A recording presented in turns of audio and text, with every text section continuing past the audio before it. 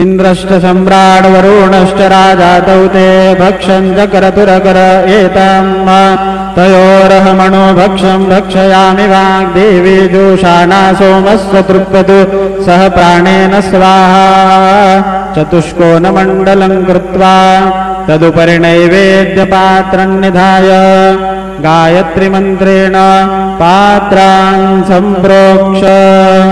धेनुमुदराम् अमृतीकृत्य पुरतन्त्वा सत्येन परिषिञ्चामि नैवेद्यं निवेदयामि ॐ प्राणाय स्वाहा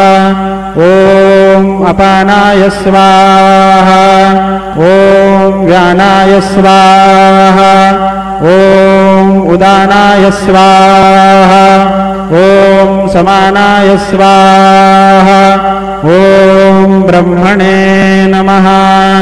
मध्ये पानीयं समर्पयामि पुनर्नैवेद्यं निवेदयामि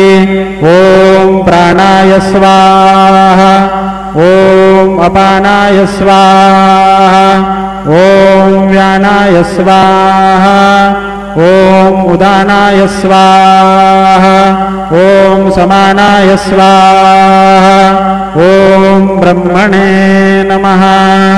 नैवेद्यं समर्पयामि